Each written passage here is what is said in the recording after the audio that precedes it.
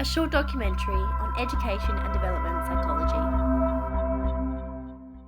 A mother is concerned regarding her young child's ability to learn and concentrate in class after falling significantly behind. She decides that her child needs a specialist's opinion as she can't decipher what the problem is. However, is unsure where to take him. Which type of psychologist should she take him to? In my opinion, the most suitable choice of professional that specialises in a particular area of concern would be an education development psychologist. This specific branch of psychology focuses on the development, both growth and education based, of people throughout their lives. It often involves monitoring an individual's milestones in the early years of life and general behaviours in adolescence through to adulthood if there's a reason for concern. Common factors that are observed by this process of analysis include social behaviours, physical development, intellectual cognitive growth, and emotional intelligence.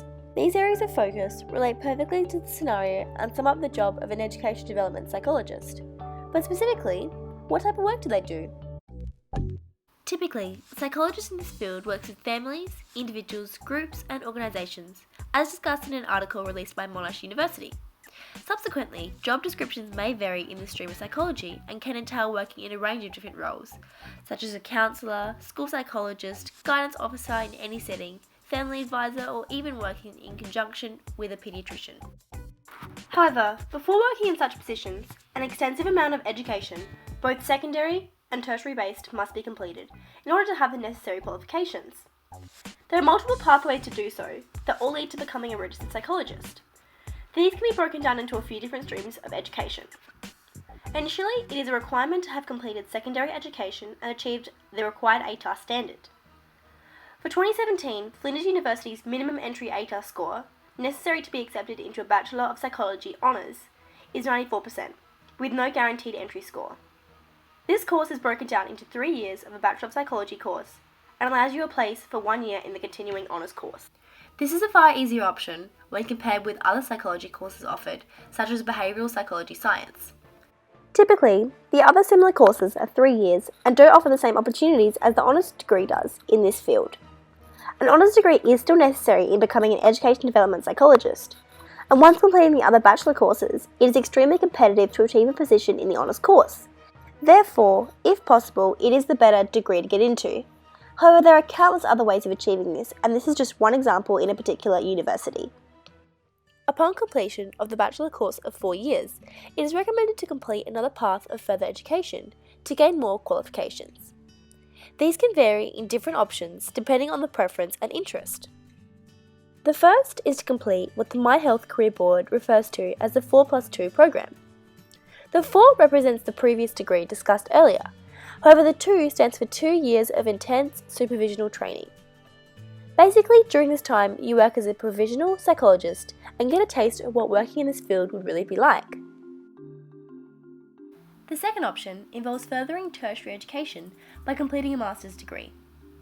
This not only opens up more opportunities, but also allows you to focus closer on the specific area of interest. It commonly takes 2 years to complete a master's degree, which is 6 years of education in total.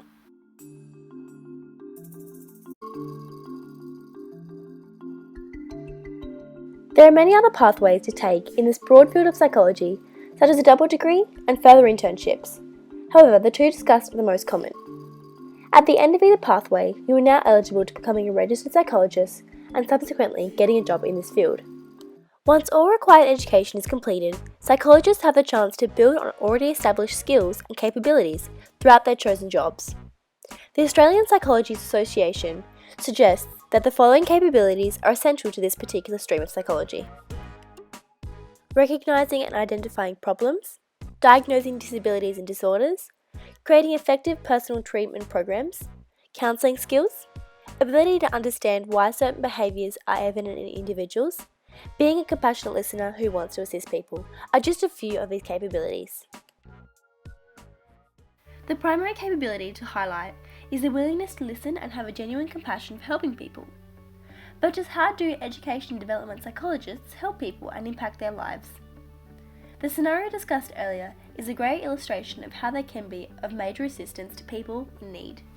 So the first step of treatment in this scenario is a basic consultation in which the professional meets with the mother and child and gains a better insight of the problem by clarifying the area of concern. Once the issue is determined, it is a psychologist's job to find out why it is occurring. This could be achieved by conducting a series of tests, testing a range of different capabilities.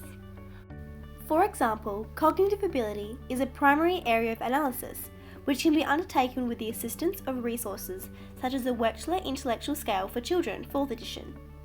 This commonly used source provides an indication of where a child is on a cognitive level compared to where they should be. This can also deliver an insight into how this affects their academic skills, which is relevant in the case of the scenario. Additionally, it is also important to check motor skills, both fine and gross, along with vision and physical development, to rule out any other contributing factors. Other possible issues could be bullying or a problem in the individual's personal life affecting them at school. If the prior tests come back inconclusive, further questioning may be required to get to the root of the issue. In this case, counselling advice could be offered, which would be given by the psychologists and be a part of the treatment plan. Once the testing is complete, the obtained results are analysed and a possible diagnosis is concluded. In this case, the issue could be a learning difficulty, such as dyslexia, or a behavioural disorder, which affects learning and development, such as ADD, ADHD, or autism.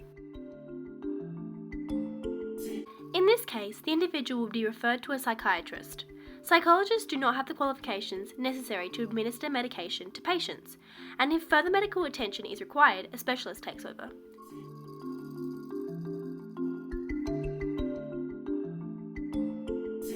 However, what they can do is provide a range of different treatment options that do not require medication. The most common first step in this scenario will be to contact the school and work closely with them in order to make them aware of the issue and discuss ways to manage it. This could mean having a special teacher to help the child out at school with the extra attention that they need, or weekly counselling sessions to monitor the improvement of the child. Whatever the treatment plan entails, it would be organised by their psychologist.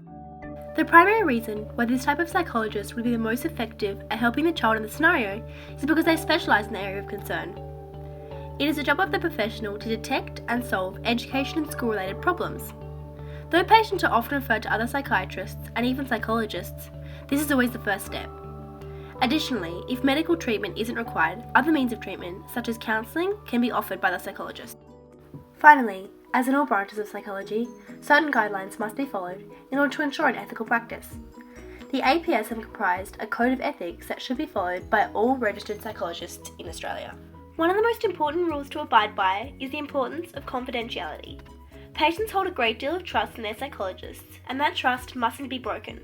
For example, if two colleagues were chatting, it would be unethical to discuss patients to each other unless working together, of course. Another important ethical consideration is disclosing all related information to a patient and being honest at all times. This comes into account more so when tests are conducted in order to gain necessary information about the individual, as discussed previously. Informed consent and debriefing are two essential parts of this and must be followed where required. The APS have described informed consent as information about the experiment and its risks. This can be separated into two categories: written consent versus unwritten consent. Either of the two must be implemented. Additionally, the APA discussed how debriefing means at the end of the study, the researcher must inform the participant about the true nature, purpose, results and conclusion of the study and correct any misleading ideas and impressions that they may have about the study. For example, oftentimes to gain conclusive data, in order to test an individual, the participant must be slightly misled to ensure no behavioural change. It is in this case that a debriefing is required. By simply doing this, it not only puts the person at ease, as they could be anxious about what will occur in the visit, but it also ensures that the professional follows the essential guidelines and isn't breaking the code. If this was not the case, and the patient was not informed or debriefed afterwards or before, this would be unethical. Finally, integrity and following protocol are the concluding elements, which though are not as commonly an issue, are still key ethical components.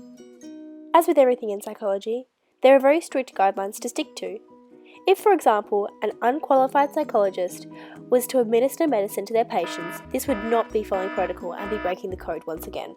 In this scenario, the appropriate action to take would be referring them to a qualified psychiatrist who can administer medication. As discussed in this short documentary, The position of an education and development psychologist is a broad profession that can entail many different job descriptions, but primarily focuses on the growth of an individual, family, or group throughout their lives.